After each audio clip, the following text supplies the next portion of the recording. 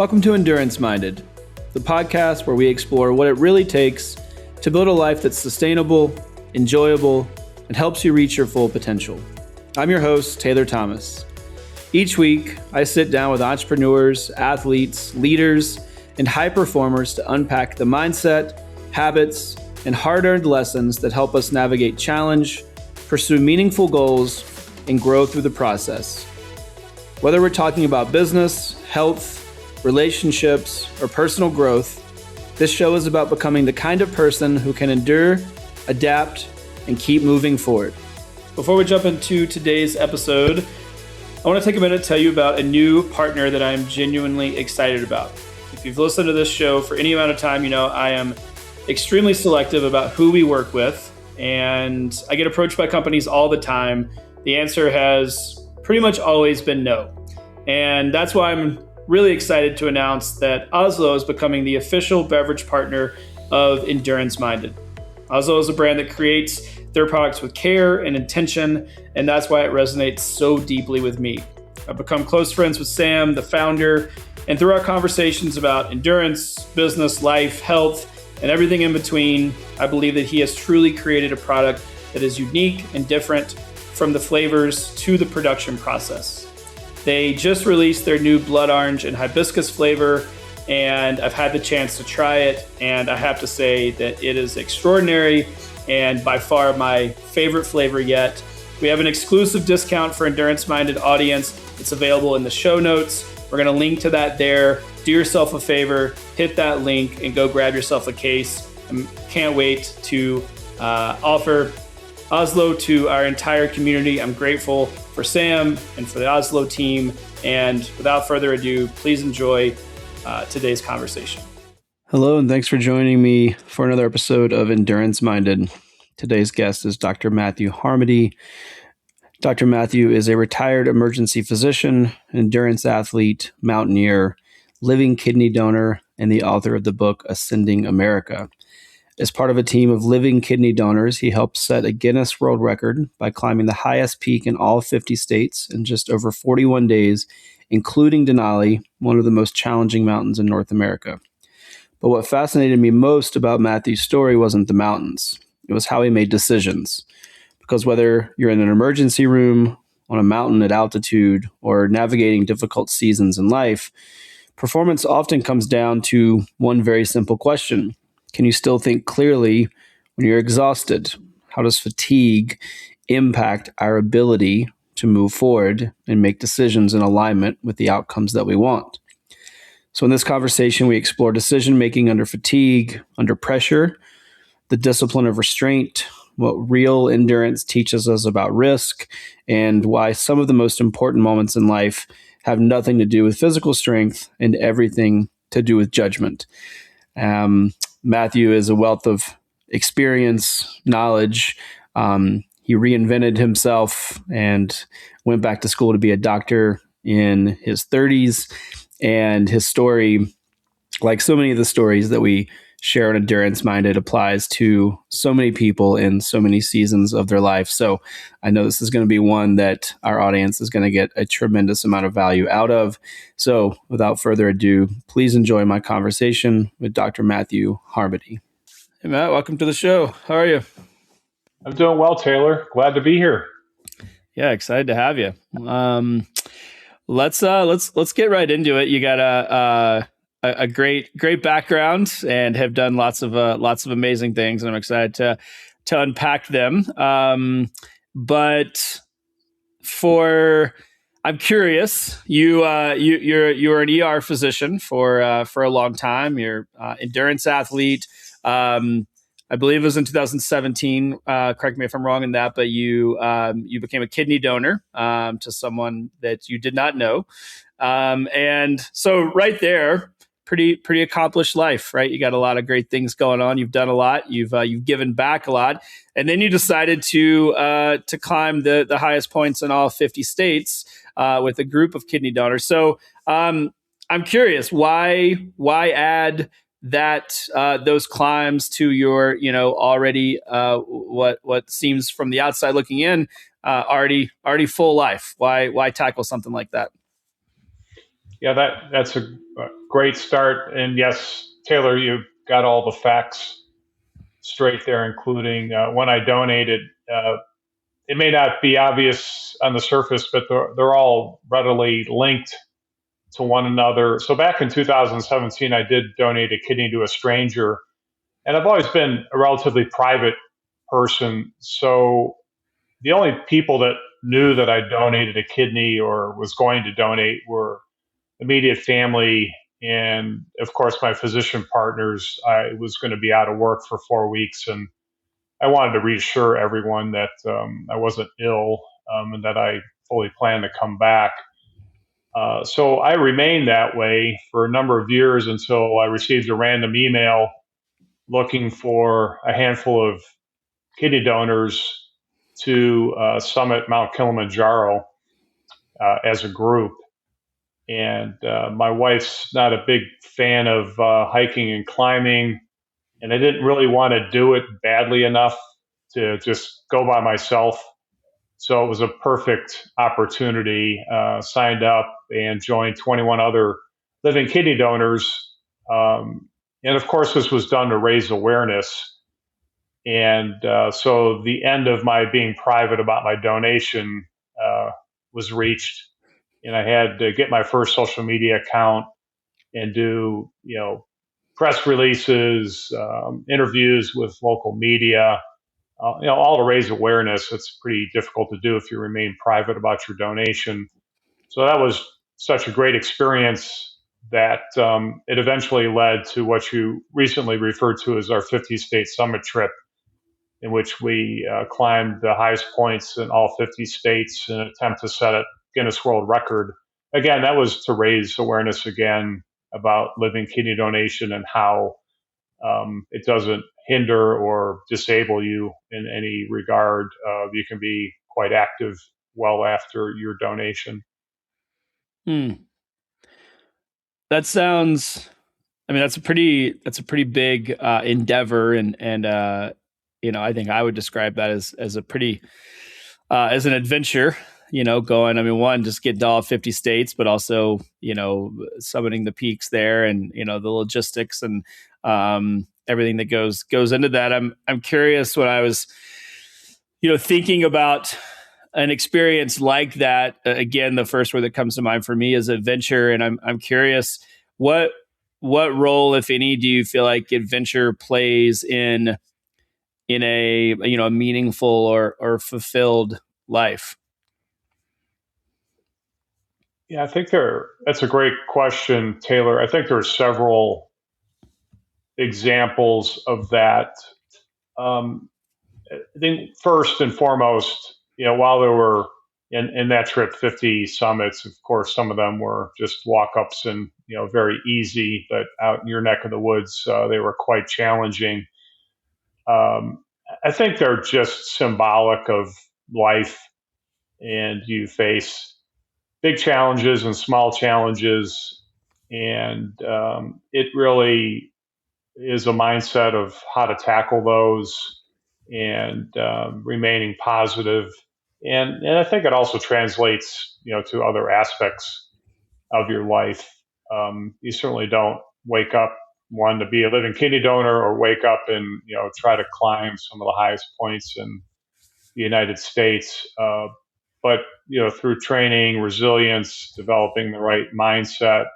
In our case, teamwork was very important, since there were 5 of us, plus a young man that joined us to help document through video and photography our trip. So yeah, there's just a lot of correlations with life in general, and they translate well. When you reach rough spots in either your personal life or work, I think they're a lot easier to tackle having had those experiences behind you. Do you think people underestimate what they're capable of? Oh, absolutely. I think that many people, and I'm not to say that there's anything wrong with that, but just become comfortable with their life circumstances. And I think, especially in cases where things are going pretty well. And I just really like to live the motto of becoming comfortable with being uncomfortable, as the saying goes. And again, that's, I'll use the word training a lot. You train for that. You don't. Some people probably have some of it by nature, but it comes with inching forward, slowly stepping outside your comfort zone, and in safe and meaningful ways, and then just continuing to have that philosophy through life. And it was important for me in many stages of my life. I was trained as an engineer initially, and was doing well with that, but felt relatively unfulfilled with the work I was doing. And through my father's experience with kidney disease, I ended up going back to medical school later in life, and that was, I wouldn't say a bit of a flyer, but I did leave my last day at work without an acceptance to medical school, so that was a little nerve wracking. But as it turned out, I had one waiting for me the evening of my last day at work. So Wow. things do work out for the best. I'm a firm believer of that, but I also think that you grow mostly through stretching yourself, and that can be in any aspect of life. Yeah.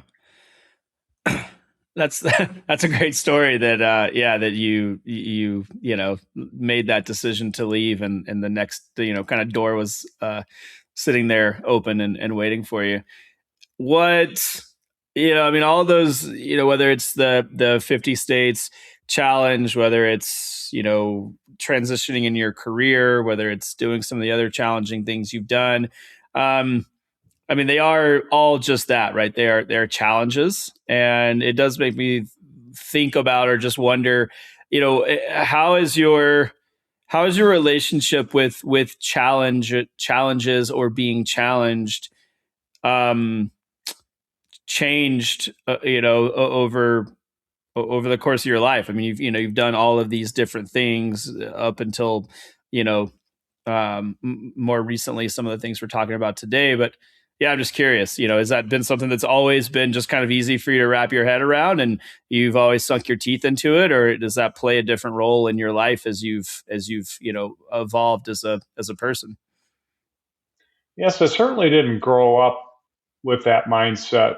I would say, my upbringing was pretty standard middle class. Um, there were expectations to do well in school, do a lot of chores, go to college, and what I would call kind of my medical school referred to folks as straight arrows. So those were the kids in medical school first year that always wanted to be a doctor. They have their biochemistry or biology degrees, and they were always on track for medical school and becoming a physician. In my case, engineer. Went back to medical school at age 30. They had other life experiences. They called folks like us bent arrows. So I really was a straight arrow, probably up through that change in going back to medical school. And then, I think, medicine, especially emergency medicine, and I did a lot of work with EMS.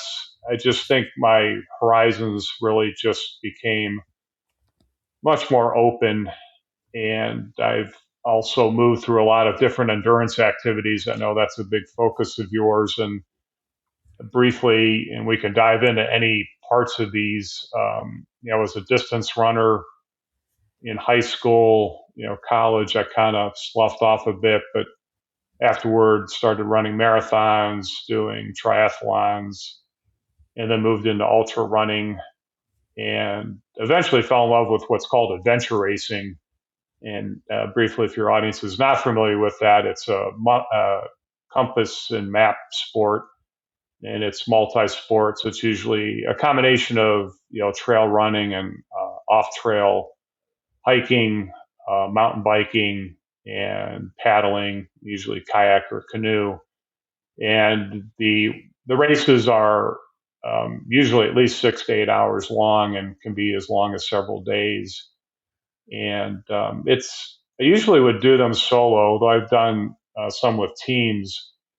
And it really is a combination of, you know, endurance activities and really mental challenges, especially if you're solo. So you're managing all that yourself. You're given a topographical map, and sometimes you have to map the points yourself, but you plan your strategy. And much like in life, there's a lot of goals out there, so you're trying to find all these checkpoints and mark them and get credit for them. And the winner is whoever achieves the most points in the given amount of time.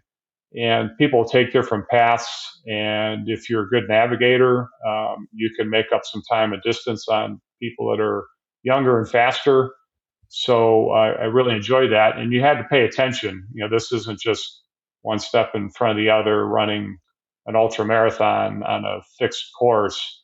If you lose your way, especially if you're solo, you're on your own to figure out where you are and how to get back on track. So I found those races, especially the ones that were 24 hours or longer.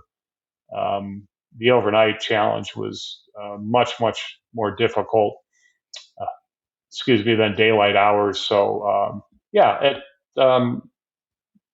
was a lot of fun, and I still continue to do those. And I think that's another aspect of being comfortable with being uncomfortable. Mm-hmm.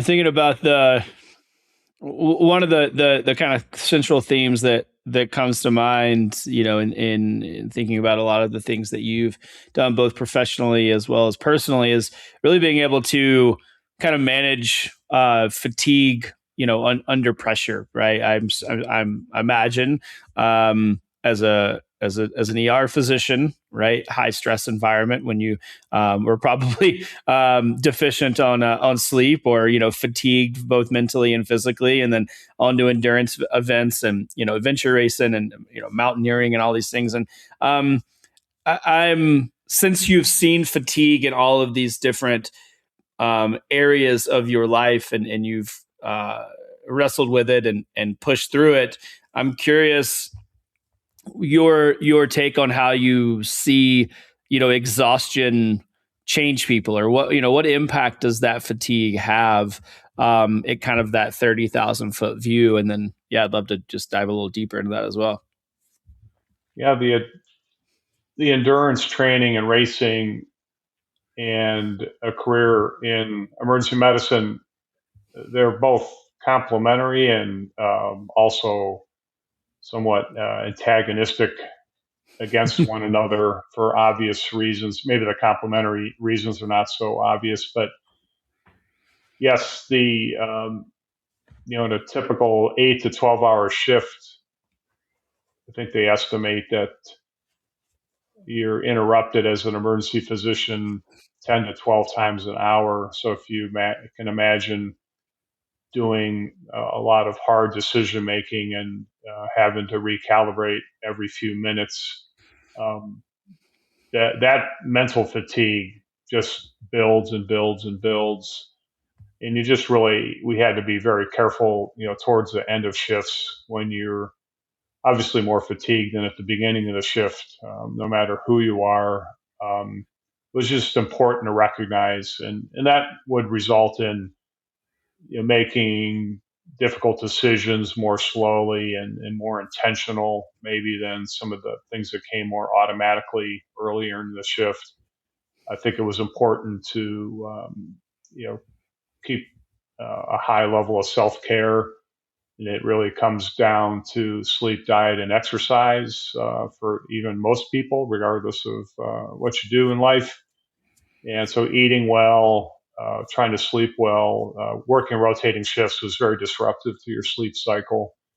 And, the complementary factor is my attention span grew to about 2 minutes over that career in emergency medicine.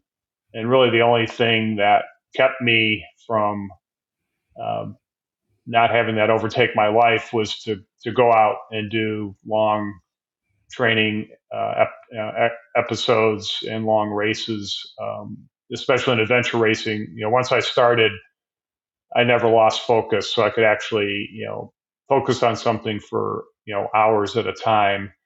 and that was important to my mental health. But career in emergency medicine also limited my ability to train and race without question. Family and career came first, so I wasn't going to do a multi-hour workout before an afternoon shift. Um, I may do a hard short run before a shift when in my younger years, but that became more and more difficult as I got older. Mm-hmm. When, from your experience and perspective, does fatigue start to affect judgment, or how people's ability to kind of show up and produce, whether it's effort or arrive with mental clarity, or make the decisions that they need to make? I think compartmentalization is a very important part of that, Taylor. And it was difficult. I'd be the first one to admit, to not bring work home. But I think we had some long drives to our shifts because we covered 4 different emergency departments in rural North Carolina. So you might have a 30 to 45-minute drive to and from the hospital. And some people may see that as a really long day, but what it allowed, I think, at least me to do, was to decompress, kind of, go through the day's work and kind of close mental loops and leave that all at work, so that, I was intentional and present for my family when I got home.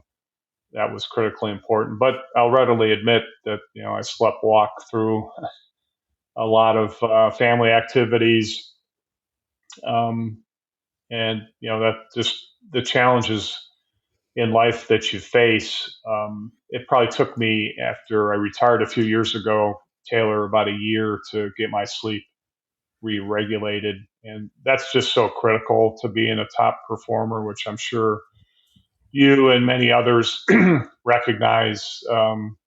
There's this concept of short sleepers, people that can get by on 5 hours of sleep or less a night. And I think those people are very few and far between, even though others may think they are. I think that just accumulates, and there's just a lot of health consequences to that. And I think being better rested makes you much more productive and allows you to operate at your highest level. I think when you look at top world class athletes, for example, they sleep an incredible amount of time, especially when they're training and gearing up for a big event. So I think that's a great example of how sleep, for example, is important in maintaining a high level of functioning.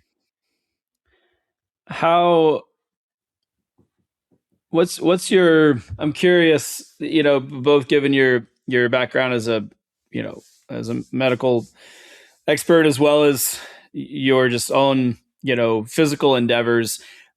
I think it's hard for a lot of us, right? I mean, I'll put myself in that category of, you have all these things that you want to do, right? And you have these physical goals. We want to maybe do long races, or go do these things, or whatever. And it's like, it's burning the candle at both ends, right? And so the first thing that tends to go, or the first thing that has to go a lot of times, if we make a decision to commit to something, is that we have to get more hours in the day, right? We say, okay, well, if I sleep for 8 hours, then something has to give. Right now, I'll say for me personally, like maybe similar to you, or it sounds like I used to be someone who had the narrative of, I didn't need to sleep. I was wrong. That was not healthy. I'm someone now who prioritizes that as much as I possibly can. So I don't tend to make these types of decisions that I'm describing anymore. But I'm just curious, from your perspective, where do you feel like there's diminishing returns? We have these goals, but maybe it means that, we get up extra early, or we stay up late to try to fit it all in, whether it's an exercise session, whether it's time with family, extra work, whatever that is. You've had lots of irons and different fires, and I imagine had to burn the candle at both ends. So I'm just curious your perspective. I mean, we're talking about kind of fatigue and exhaustion. Where do we pull the plug? I mean, when is it okay to do that, and When should we just, maybe it's not the right time for that goal or that thing that we're trying to do. Yes, I think that was in your last podcast where you talked about always being on and Mm-hmm. how that affects one's life and how that may not be the healthiest approach, but is often found in high performers. So I think that's a very appropriate question. I'm not sure there's any easy answers, but from my perspective, I think that self care is important.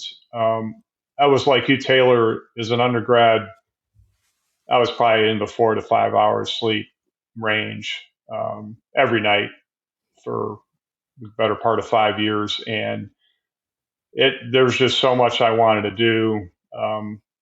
Was there some time, probably a significant amount of time that was non-productive that I spent time doing things? Absolutely. I think as I entered my professional career, I cut back on short sleeping and probably was kind of a mid sleeper still, probably only 6 hours because I did train and race a lot when I worked professionally as an engineer. I think you just have to adjust both short term and long term goals. When I entered medical school, it was such a rude awakening the first several months about getting back into study habits. Really took me a lot of time. There's a lot of memorization, of which was not my strong suit. So, things like training and racing, took a bit of a backseat. I didn't stop doing that. I've been a runner all my life, and my identity is attached to that, and a kind of a current stubborn knee injury is really messing with my identity these days. But yeah, I think changing. I think you just have to be adaptable and be reasonable as you plan your life. If you want to do a first time marathon, I think you not only need to set aside appropriate amount of training, but also rest and recovery. And when you're going to do those long runs, and how are you going to fit that into the family life? And if you're, a standard kind of 9 to 5 person, then that's going to be weekend runs likely. Um, but yeah, it's a juggling act. It's a difficult balance, especially for highly successful people. But I think you go through phases in life. Now that I'm retired, I spend a lot more time um, meditating, trying to do yoga, spending more time stretching, which I never did for decades because I didn't want to take the time. It's just lace up the shoes or get the bike out and just head out the door. And when you're young, you probably can get away with that. But I can remember one famous quote from Kobe Bryant that if he had to change one thing in his professional athletic career, or maybe it was three things, he answered without hesitation: stretching, stretching, and stretching. So just you know, self care is really important. And yes, it'll suffer at times in short periods, but I think over the long haul, I think that's just critically important. Yeah, I agree. Those are the first things. It's, the quote unquote small things are the first things to go. And those tend to be Mm-hmm. the things that have the biggest impact, certainly on our longevity, mentally, physically. I was in the same camp, for decades. I never, never did any of the small things. And then, all it takes is one injury for you to realize that it's actually not the small things anymore, right? It's not a big deal That's until right. until it's the only thing keeping you from the stuff that you love to do. And then it becomes it becomes all of a sudden, magically, it becomes very easy to prioritize, right? When it's the Yes. singular thing that gets you back to doing what you love. So I Yeah, get those that. small injuries become, they go from, I could just train through that to becoming more persistent and more difficult to resolve as you get older, without question. Yeah. Um, I'm curious. Have you ever have you ever made a decision while whether in adventure sports, whether in ultra endurance activities, whether in the medical space, that felt right in the moment, but you later realize that fatigue or exhaustion or the cumulative effects of those things influenced your thinking? Oh my gosh, there's probably countless times that that was the case. I think, especially in emergency medicine, I think, at least I found it personally, it affected my filter probably more so than anything. Not so much the critical medical decisions that you had to make. A lot of that's somewhat automated. If you're kind of between patients, nurse comes in and it's 3 a.m. Hey, there's a cardiac arrest coming in. You just trained and developed the ability to respond to a lot of that kind of in an automatic mode, and a lot of it's algorithmic, and for that for good reason, because you don't want to have to be thinking hard in such a critical situation. And many times in endurance races, just misreading the map, especially at night, or kind of getting lazy and always being certain where you are on the map, taking a risk, sliding down a muddy hill and just, picking up so much speed that you kind of come crashing to the bottom. Then I've laid down my mountain bike in the middle of the night, in the middle of nowhere, and just was very fortunate it wasn't a serious injury. And there's quite a number of those examples. I've even fallen asleep. I did a 3-day adventure race, and I did have a teammate for that race, and this was across the state of Florida, called Sea2Sea. And I know I fell asleep while riding my bike, if you can imagine that, and also fell asleep in the front of the canoe because my teammate could see that the paddle was still moving, but he was talking to me and there was no response. So so those are times that you're really pushed to the limit. Now in the races, yes, you have to be safe, but having a teammate and being in a canoe with someone, you're generally going to be pretty safe. We were kind of in the tidal creeks and coastal ocean waters, and we're not going down class 3 rapids. I'm sure I would not have been falling asleep in that environment. But more, seriously, and most importantly, taking care of patients, you just gain that ability to really snap to attention, despite how tired you were. And I think I would, say things to patients or the staff that, in hindsight, in the drive home, I might have handled delicate situations a little bit better if I weren't as tired. It's a reason, obviously not an excuse, and you always try to do the best you can. But yes, I would say that was the first thing that comes to mind: being fatigued and making decisions.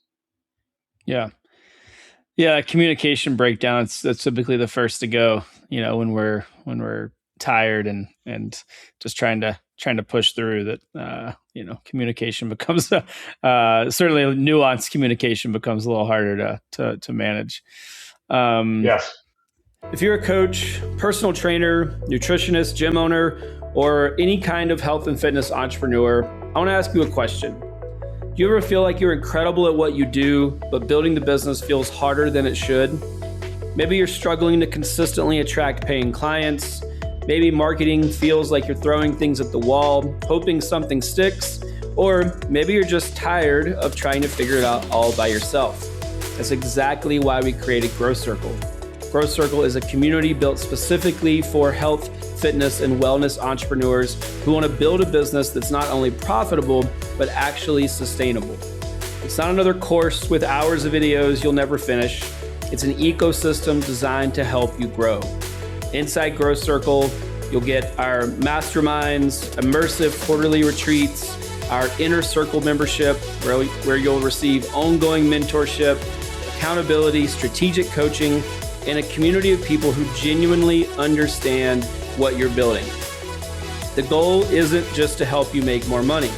It's to help you build a business that's aligned with your values, surrounded by people who have your back, and supported by systems that allow you to create the impact you know that you're capable of. If you're ready to stop building alone and start building with purpose, head over to Impact Initiative and check out Growth Circle.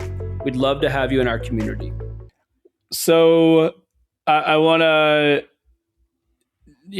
talk a little bit more about your 50 states endeavor, and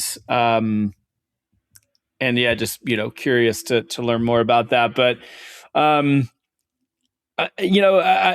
curious at like the onset of that. When I think about any big kind of thing that punctuates our lives, like I would imagine this did for you, I go straight to what's required to kind of the energy to make that thing happen, right? It's one thing to have an idea. It's one thing to be invited on this thing. It's another, it's a wholly another thing to actually go through it, or go through with it. And so before we like get into the details of the thing itself, two words came to mind when I was thinking about reading your story. One is perseverance.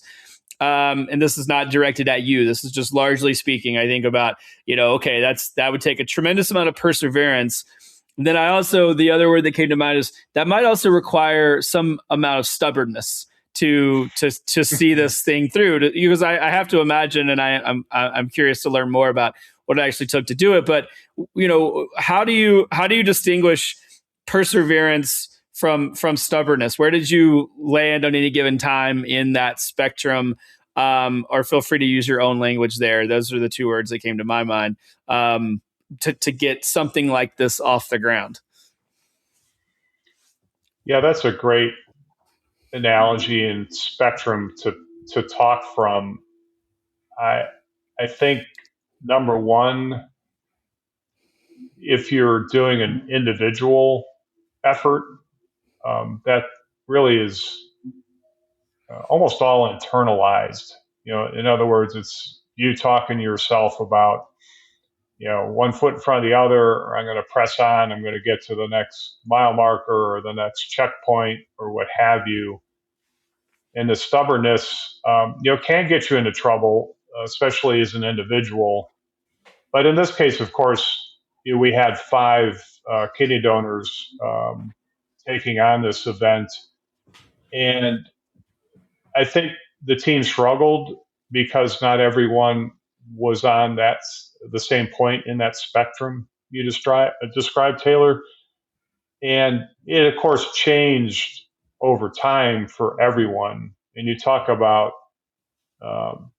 fatigue, decision making, that, of course, came into play. So just a little bit of background, if we're up against attempting to set a Guinness World Record. So if we arrived at a trailhead at 2 a.m. and it's 40 degrees and pouring out, we got the climbers ready and out the door of the RV, and off they went.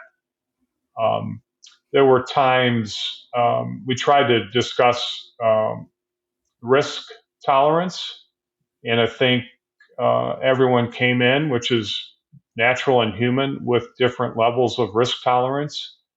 And I think in hindsight, that was never really fully vetted. And I think there were some disagreements even on a training trip that our climbers went on.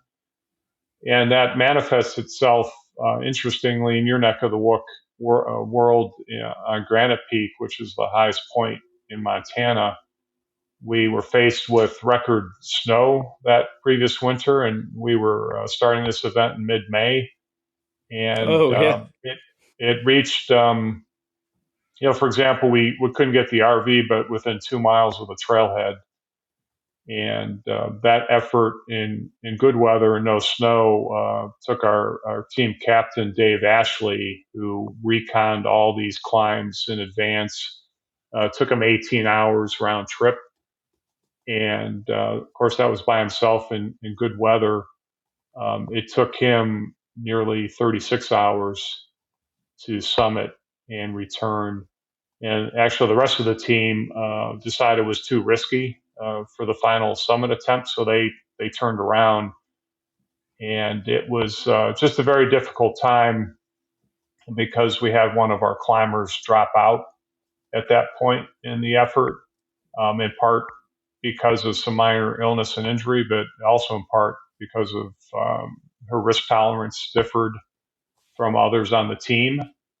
And, she was the only one that had young children and was also the primary breadwinner. So it was completely understandable that she felt that way. And all these folks were experienced climbers. Besides a short, few day training event, they had never really climbed together. But on the flip side, they did well in Denali, and maybe that was because they were roped together, and it was even a more significant challenge. But so I think that comes to a head, and when there's differences in stubbornness, as you put it, amongst teammates, that communication is so critically important. And I think you also have to be flexible. We met so many unforeseen circumstances that we had to have discussions in the RV when everyone was tired, wet, cold, hungry, about how we're going to modify the plans. And hours upon hours and weeks and months went into planning this event, but you just had to be flexible. And that helped get us through, and allowed Dave Ashley to. I don't want to give away the whole story in my book about this trip, but it allowed him to be successful in setting the Guinness World Record. How do you know in real time if pushing forward? I get this ties I think into kind of more the stubbornness lane, or connects more closely with that language. But how do you know when continuing to push forward creates unnecessary risk? And I guess just proverbially as it relates to any area of life, but from your experience, are you able to recognize that in real time? Because that's something that becomes really clear oftentimes in hindsight, but then it's too late, or we've injured ourselves, right? This applies to training. We could put this in lots of areas. Yeah, I'm just curious from your perspective, since we're talking about risk, is there a way to know if pushing forward creates unnecessary risk, or if you're on the wrong side of that stubbornness line? Yeah, that was a constant challenge, Taylor, on that trip. Even the simple things like driving an RV, and I did a good portion of that with another teammate. We basically alternated. And again, my ability to kind of function well at night, I told my teammate, under any circumstances, you're falling asleep, you're not safe. We've got 6 people in this RV. We're going 24/7. I said, please wake me up and I'll take over. And, I was able to do that. So even just simply driving an RV full of, exhausted, generally hungry and cold or hot, depending on where we were in the country, folks, that was my first priority, was everyone getting home safely.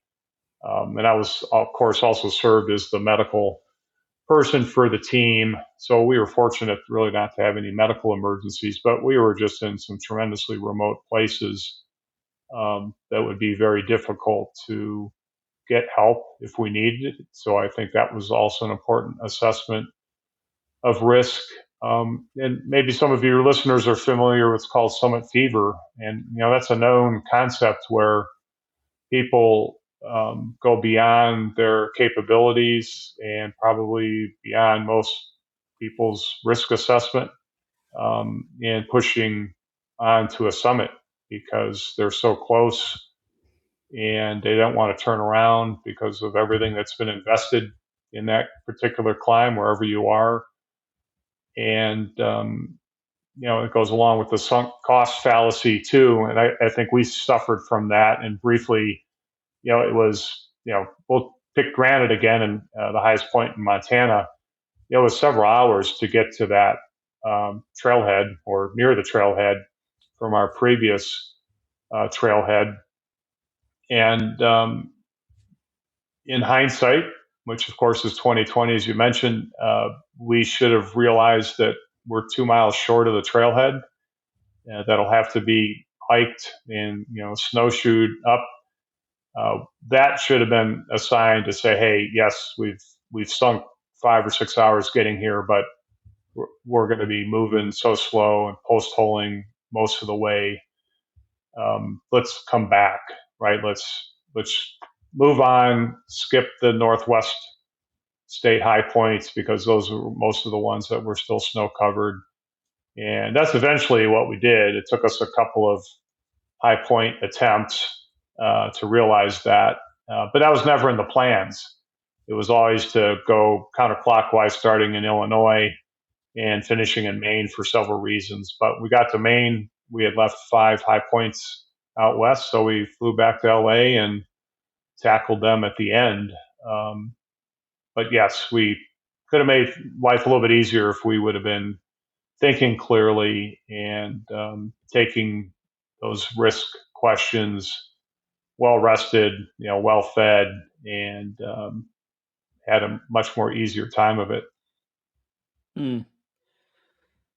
Has maturity changed your relationship with risk at all? I mean, yeah, I think I've seen it go both ways, specifically with athletes and maybe even, in kind of the business space. For me, we either get, as we get more mature, we tend to be more risky because we have more lived experience and we feel like we have more to base that risk on, or as we mature, we get less risky because we have more water on the bridge, so to speak. And so, yeah, I mean, to that end, having navigated all of those things and those risk assessments with lots of different personalities, I'm just curious on the other side of that. Do you feel like you are more or less risky, or what is your relationship with risk at this point?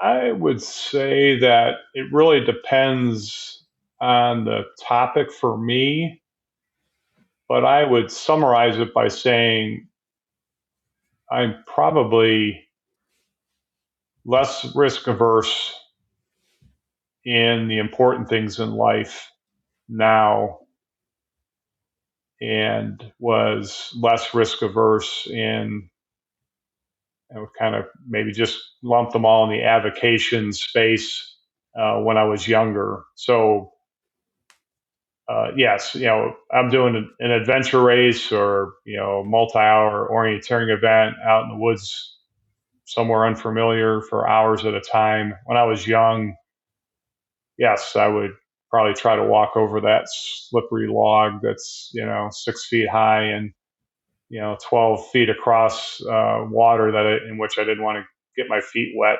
for as long as possible. If I did that today, Taylor, I I would either find another way around or I would just plow through the water uh, because I understand that a major injury in the middle of nowhere by doing that is just not worth it, right? It's something I do for enjoyment, but on the flip side, I've just I donated a kidney later in life. In part, I wanted to wait till our kids were a little bit older, but it didn't have a huge bearing. But and while that's not some people may see that as a real risky decision. I would argue, and now with hindsight, and I do a lot of advocacy work in that area and a lot of mentoring. It's very low risk. I tackled the book project. There was a reason why I went into engineering and medicine, is I hated to write, I hated to read as a young person, and that was a risk to take, and it was a huge effort, much larger than I ever would have contemplated. And I think doing things that are outside your comfort zone are somewhat risky, and I think I'm more able to do those assessments. I'm probably much more effective at assessing the risk, and is it worth taking on this new challenge, and not so much a kind of injury life risk, but just as you mentioned earlier, 1 hour of doing something takes an hour away from something else. So it's again part of the sunk cost or opportunity cost of making decisions. So I feel a lot better equipped to do that. And I'm a lot more selective with things that I do now in retirement. I theoretically have more time, but as I like to say and communicate to others, if it's not hell yes, then it's no when new projects or opportunities come along. I love that. I use that same exact saying. If it's not a Yeah. hell yes, it's a hell no. Yeah, no, there's no. No, it's great. I've never heard anybody else say that, but no, I literally say that every day to people. I'm like, yeah, if you make space for the wrong thing, it means you're taking away from the right thing. We only, it's a fixed, it's a known quantity. So, yeah. To that end, I mean, you're talking about your book and how that was, it was a big endeavor and outside of your comfort zone. Certainly, writing a book in and of itself is a huge deal. But if it's something that maybe is not, something you're kind of, have a natural proclivity towards, or it's not something that maybe you've particularly enjoyed, then that it carries a different weight. If someone loves writing, that's going to be it's going to feel different to tackle that than someone like yourself who maybe that hasn't classically been the story. That I mean, I can't help but see a tie to endurance in that, right? It takes a lot of endurance to sit with something that isn't particularly comfortable, or maybe you're not particularly adept at from the start. So with all this, we got climbing mountains and races and changing careers, and at 30 years old, and and now writing a book. Is there a definition of endurance that that you kind of carried with you? Has that evolved from this is what endurance looks and feels like in the role that it plays in my life now to you know now this endurance means something else to me? Or yeah, I'm curious, does that word carry a different weight or meaning through all those different experiences? I think you could summarize that by saying it's a translatable skill, and yes, perseverance versus stubbornness. You have to have a certain amount of stubbornness, and all these character traits or flaws, depending on where you are in the spectrum. Right, you can have a very healthy attitude about resilience and perseverance, but it also can be an attribute that is unhealthy, just depending on where you are in the spectrum, and everyone's different. But yes, writing a book and all the editing, um, it was a marathon, and I knew it would take some time, but it truly was a marathon, and some things had to be sacrificed. Right, I just found it very difficult to run or ride and work on the book. Right, I literally would take drafts of chapters, and at least I certainly couldn't run and read. I never managed that, but I would go out and hike at least with a loaded pack and as fast as I could, and with a red pen and my draft. And yes, I probably read more slowly, and I probably hiked more slowly, trying to do both of those at the same time. But that was one example of trying to kind of squeeze more things in a given day. But I think one related aspect, Taylor, that again, it goes towards being flexible, being able to make changes midstream that are unexpected. I produced the first draft of my book, and then I had some consulting help with the editing process. I knew there was no way that I could do an appropriate edit of my book, and it makes sense to bring in professionals and outsiders in those situations. But someone suggested hiring a writing coach, and I don't think they really saw my first draft, but it was more of a engineering objective, more like a journal than anything. And when I got matched up with a coach who was kind of my polar opposite, um, it it made the book so much better. I'm just cannot be thankful enough for me making that decision, and John being so patient with me. But I felt like I was back in high school, right? Instead of getting your paper that you submitted marked up in red ink, it came back as a Word document. It was shared, and my first response is we went chapter by chapter. Chapter one, I just opened it up and just scrolled down all the comments, and just my eyes glazed over, as there were probably hundreds, literally hundreds of comments in a 15 to 20 page first chapter. So that took some resilience and patience to work through all those edits. But like I said, it was well worth it. It added a couple of months of to the publication date. But again, you have to adapt. It was well worth the time, and the times you did swallow some pride. I never really had mentors, and I would say that was, in hindsight, probably a weakness of mine. I grew up in a household where you just learn to figure everything out yourself, do it yourself. And it was kind of a sign of weakness if you ask for help. And it, took me, well into my early 60s to realize that no, experts are helpful, and they can save you a lot of time, money, and aggravation in the appropriate scenario. Yeah.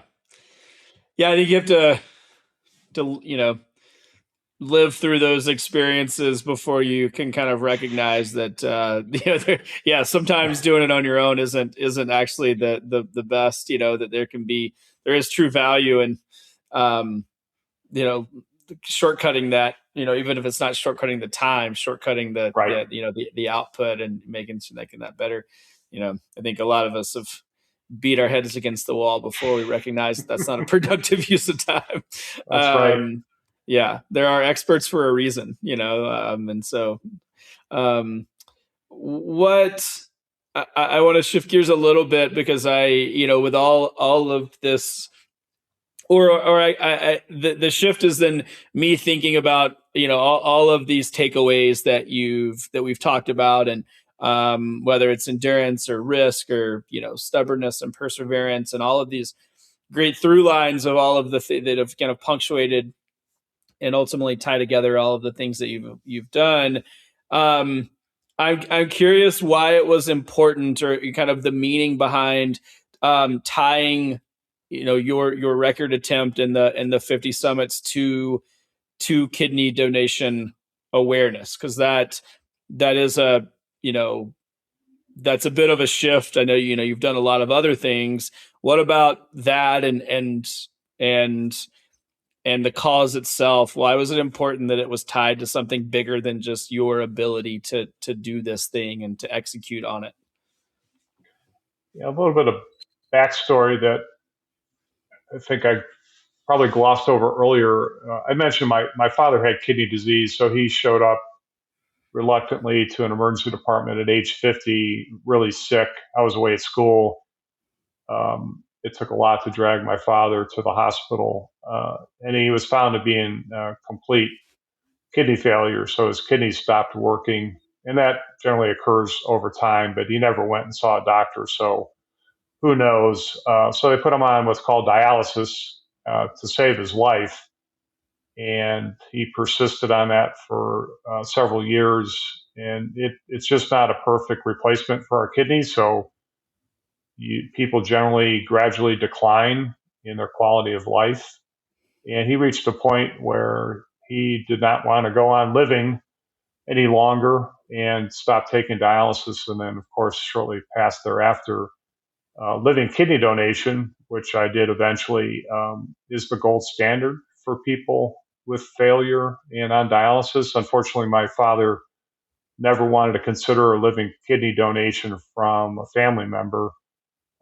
He had felt he had lived a full life at age 50 and didn't want to jeopardize anyone else's. I always felt that that was a missed opportunity to be able to help my father, in which he just provided so well for me and was just someone I looked up to.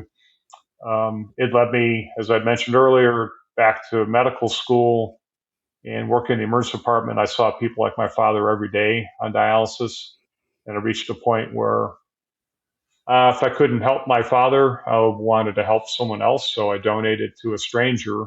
Um, and then the advocacy trip with the Kilimanjaro climb in 2022 led me to meet fellow living kidney donors. And Dave Ashley, our captain for the 50-state summit, it actually summited all 7 of the highest points in each of the 7 continents. That's called the 7 summits. And while he raised awareness for kidney donation through that effort, he felt that bringing something closer to home and doing something in the U.S. would be effective for raising awareness, maybe even more effective. And when I talk to people, Taylor, most people know where their state high point is. And in fact, in many cases, people have been to their state high point.